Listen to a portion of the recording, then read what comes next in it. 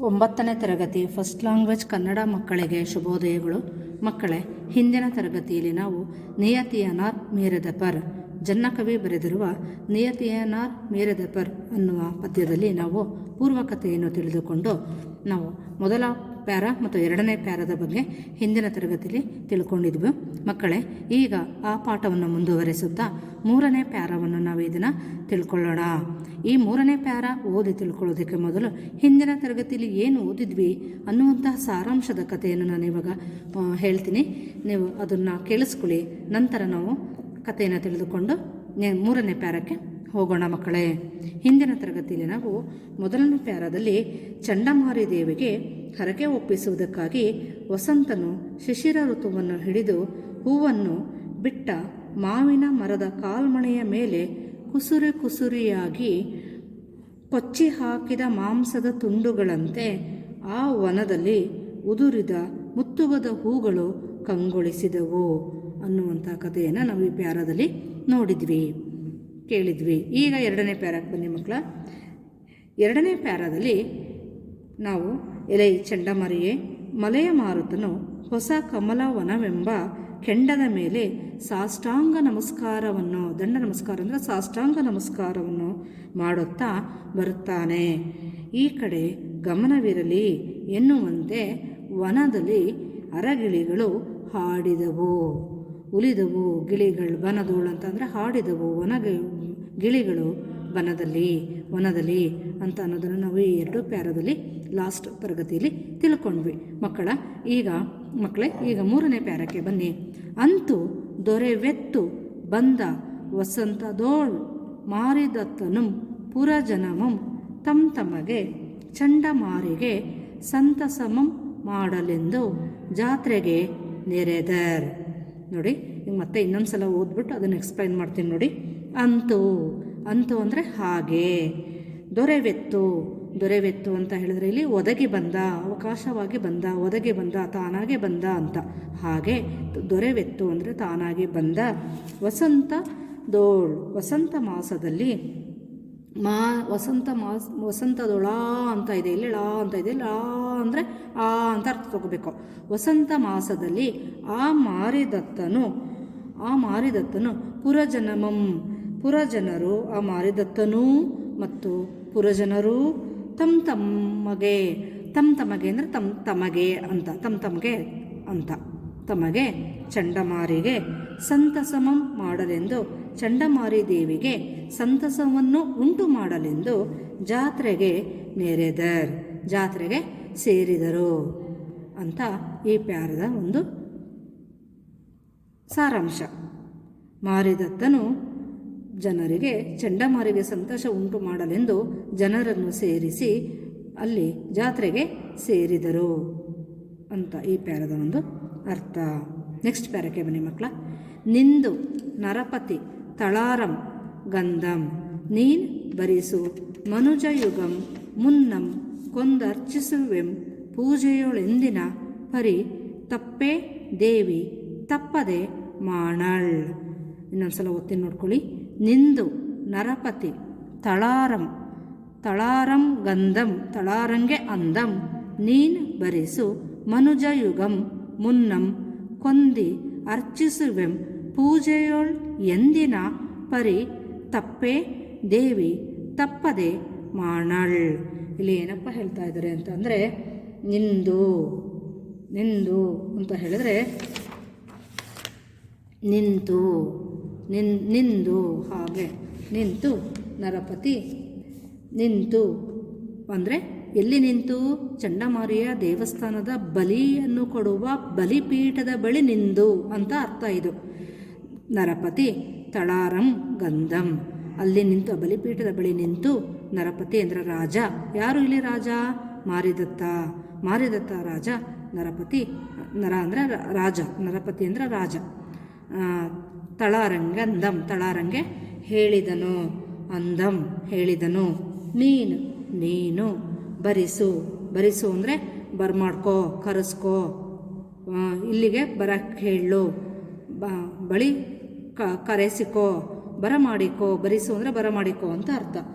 ಮನುಜ ಯುಗಂ ಮನುಷ್ಯರನ್ನು, ಮುನ್ನಂ ಮೊದಲು, ಕೊಂದು ಮನುಷ್ಯರನ್ನು ಬಲಿ ಕೊಡುವ ಮನುಷ್ಯರನ್ನು ಮೊದಲು ಕರೆಸು. ಮುನ್ನಂ ಕೊಂದು ಅರ್ಚಿಸುವೆಂ. ಮುನ್ನಂ ಅಂದರೆ ಮೊದಲು ಆ ಮನುಷ್ಯರನ್ನು ಕೊಂದು ಅರ್ಚಿಸುವೆಂ. ಅವರನ್ನು ಕೊಂದು ಅರ್ಚಿಸುವೆ ಅಂದರೆ ಪೂಜಿಸುವೆ, ಬಲಿ ಕೊಡುವೆ ಅಂತ. ಕೊಂದು ಅರ್ಚಿಸುವೆಂ ಅಂದರೆ ಒಪ್ಪಿಸುವೆ, ಪೂಜಿಸುವೆ, ಬಲಿ ಕೊಡುವೆ ಅಂತ ಅರ್ಥ. ಕೊಂದು ಅರ್ಚಿಸುವೆಂ ಅಂದರೆ ಪೂಜೆಯೋಳೆಂದಿನ ಪೂಜೆಯಲ್ಲಿ, ಪೂಜೆಯೋಳು ಎಂದಿನ ಪೂಜೆಯಲ್ಲಿ, ಎಂದಿನ ಪರಿತಪ್ಪೆ ಎಂದಿನ ರೀತಿಯಲ್ಲಿ, ಪರಿ ಅಂದರೆ ರೀತಿಯಲ್ಲಿ, ಎಂದಿನ ರೀತಿಯಲ್ಲಿ ತಪ್ಪೆ. ನಾವೇನಾದರೂ ಮಾಮೂಲಿಯಾಗಿ ಬಲಿ ಕೊಡದೆ ಪೂಜೆ ಮಾಡಿದರೆ, ಪೂಜೆ ಮಾಡಲು ತಪ್ಪಿದರೆ ದೇವಿ ತಪ್ಪದೆ ಮಾಡಲ್. ಬಲಿ ಕೊಡಲು ನಾವು ತಪ್ಪಿದರೆ ದೇವಿ ಚಂಡಮಾರಿ ತಪ್ಪದೆ ಮಾಡಲ್. ನಮಗೆ ತಪ್ಪದೆ ಕೆಡಕನ್ನು ಮಾಡದೆ ಬಿಡಳು. ಅವಳು ಕೆಡಕನ್ನು ಮಾಡೇ ಮಾಡ್ತಾಳೆ, ತಪ್ಪದೆ ಕೆಡಕನ್ನು ಮಾಡೇ ಮಾಡುತ್ತಾಳೆ ಚಂಡಮಾರಿ. ಆದ್ದರಿಂದ ಮನುಜಯುಗಂ ಮನುಷ್ಯರನ್ನು, ಮುನ್ನಂ ಮೊದಲು, ಕೊಂದರ್ಚಿಸುವೆಂ ಕೊಂದು ನಾನು ಅರ್ಚಿಸುವೆ ಅಂದರೆ ಒಪ್ಪಿಸುವೆ, ದೇವರಿಗೆ ಚಂಡಮಾರಿಗೆ ಒಪ್ಪಿಸುವೆ. ಪೂಜೆಯೋಳೆಂದಿನ ಪರಿತಪ್ಪೆ ದೇವಿ ತಪ್ಪದೆ ಮಾಡಲ್. ಪೂಜೆಯಲ್ಲಿ ಎಂದಿನ ರೀತಿಯನ್ನು ನಾವು ತಪ್ಪಿಸಿದರೆ ದೇವಿ ನಮಗೆ ತಪ್ಪದೆ ಕೆಡಕನ್ನು ಉಂಟು ಮಾಡುತ್ತಾಳೆ, ಕೆಡಕನ್ನು ಮಾಡೇ ಮಾಡುತ್ತಾಳೆ ಅಂತ ಇಲ್ಲಿ ಈ ಪ್ಯಾರದಲ್ಲಿ ನಮಗೆ ಇಲ್ಲಿ ಹೇಳ್ತಾ ಇದ್ದಾರೆ. ಅರ್ಥ ಆಯ್ತಾ ಮಕ್ಕಳ? ಈಗ ಮುಂದಿನ ಪ್ಯಾರಕ್ಕೆ 5ನೇ ಪದ್ಯಕ್ಕೆ ಬನ್ನಿ.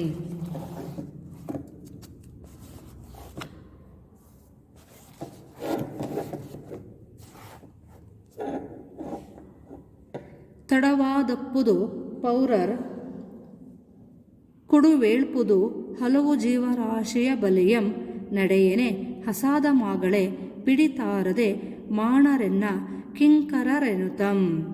ಇನ್ನೊಂದ್ಸಲ ಓದ್ತೀನಿ ನೋಡ್ಕೊಳ್ಳಿ. ತಡವಾದಪ್ಪುದು ಪೌರರ್ ಕುಡುವೇಳ್ಪುದು ಹಲವು ಜೀವರಾಶಿಯ ಬಲಿಯಂ ನಡೆಯನೆ ಹಸಾದ ಮಾಗಳೆ ಪಿಡಿತಾರದೆ ಮಾಣರೆನ್ನ ಕಿಂಕರರೆನುತಂ. ತಡವಾದಪ್ಪುದು ತಡವಾಗುತ್ತಿದೆ. ಪೌರರ್ ಅಂದರೆ ಪುರಜನರು. ಕುಡುವೇಳ್ಪುದು ಅವರು ಕೊಡಬೇಕು. ಕುಡುವೇಳ್ಪುದು ಅಂದರೆ ಕೊಡಬೇಕು. ಹಲವು ಜೀವರಾಶಿಯ ಬಲಿಯಂ ಹಲವು ಜೀವರಾಶಿಯ ಬಲಿಗಳನ್ನು ಕೊಡಬೇಕು. ನಡೆಯೇನೆ ಹೊರಡು, ವೇಳೆ ಆಗ್ತಿದೆ, ಹೊರಡು. ನಡೆಯೇನೆ ಹಸಾದ ಮಗಳೇ ಪೂಜಿಸಲು ಹಸಾದಂ ಅಪ್ಪಣೆಯನ್ನು ಕೊಡು. ಮಾಗಳೇ ಹಸಾದ ಅಂದರೆ ಪ್ರಸಾದ, ಅಪ್ಪಣೆಯನ್ನು ಕೊಡು. ಮಾಗಳೇ ಪಿಡಿತಾರದೆ ಹಿಡಿದು ತರದೆ ಮಾಣರ್ ಬಿಡರು. ಮಾಣರೆನ್ನ ಬಿಡರು, ಯಾವುದೇ ಕಾರಣಕ್ಕೂ ಪಿಡಿತಾರದೆ ಬಿಡರು. ಕಿಂಕರರೆನ್ನುತಂ ಸೇವಕರು ಯಾವುದೇ ಕಾರಣಕ್ಕೂ ಬಿಡೋದಿಲ್ಲ. ಅವರು ಹಸಾದ ಮಾಗಳೇ ಬಲಿಯನ್ನು ಕೊಟ್ಟೇ ಕೊಡುತ್ತಾರೆ ಅಂತ ಇಲ್ಲಿ ಈ ಪ್ಯಾರದಲ್ಲಿ ಹೇಳ್ತಾ ಇದ್ದಾರೆ. ಅಂದರೆ ಮಹಾರಾಜ ಮಾರಿದತ್ತನು ಇನ್ನೂ ತಡವಾಗುತ್ತಿದೆ, ಪುರಜನರು ಜೀವರಾಶಿಯ ಬಲಿಯನ್ನು ಕೊಡಬೇಕು. ಜೀವರಾಶಿಯಂ ಬಲಿಯಂ ಹೊರಡು ಎಂದು ಹೇಳಿದನು.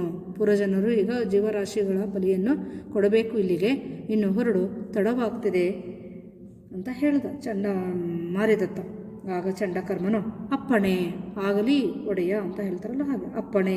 ನನ್ನ ಸೇವಕರು ಸಹ ಕೂಡಲೇ ಬಲಿಯನ್ನು ಹಿಡಿದು ತಾರದೆ ಬಿಡರು. ನನ್ನ ಸೇವಕರೂ ಸಹ ಬಲಿಯನ್ನು ತರದೆ ಬಿಡರು. ಕಿಂಕರರೇನು ನನ್ನ ಸೇವಕರು ಸಹ ಬಲಿಯನ್ನು ತರದೆ ಮಾಡದೆ ಬಿಡರು. ತಂದೆ ತರುತ್ತಾರೆ ಬಲಿಯನ್ನು. ಆಯಿತು, ಬಲಿ ಇವಾಗ ಕೊಡೋಣ, ಪೂಜೆಯಲ್ಲಿ ಅರ್ಚಿಸೋಣ, ಪೂಜೆ ಮಾಡೋಣ ಚಂಡಮಾರಿಯ ಅಂತ ಇಲ್ಲಿ ಹೇಳ್ತಾ ಇದ್ದಾರೆ. ಇಲ್ಲಿಗೆ ಈ ಪ್ಯಾರದು ಸಾರಾಂಶ ಮುಗೀತು. ನೆಕ್ಸ್ಟ್ ಪ್ಯಾರಕ್ಕೆ ಬನ್ನಿ. ಕಿರಿವರೆಯದ ಶುಭ ಲಕ್ಷಣ ಧರಿಕೆಯ ಸತ್ಕುಲದ ಮರ್ತ್ಯಯುಗಲಕಮಂ ತಾನರಸಲ್ ಬಳರಿಯ ಬನದಿಂ ಪೊರಮಟ್ಟಂ ಚಂಡಕರ್ಮನೆಂಬ ತಳಾರಂ. ಇನ್ನೊಂದ್ಸಲ ಓದ್ತೀನಿ ನೋಡ್ಕೊಳ್ಳಿ ಮಕ್ಕಳ. ಕಿರಿವರೆಯದ ಶುಭ ಲಕ್ಷಣ ಧರಿಕೆಯ ಸತ್ಕುಲದ ಮರ್ತ್ಯಯುಗಲಕಮಂ ತಾನರಸಲ್ ಬಳರಿಯ ಬನದಿಂ ಪೊರಮಟ್ಟಂ ಚಂಡಕರ್ಮನೆಂಬ ತಳಾರಂ. ಈಗ ಇದರ ಅರ್ಥ ಹೇಳ್ಕೊಂಡು ಬರ್ತೀನಿ, ಗಮನವಿಟ್ಟು ನೋಡ್ಕೊಳ್ಳಿ ಮಕ್ಕಳ.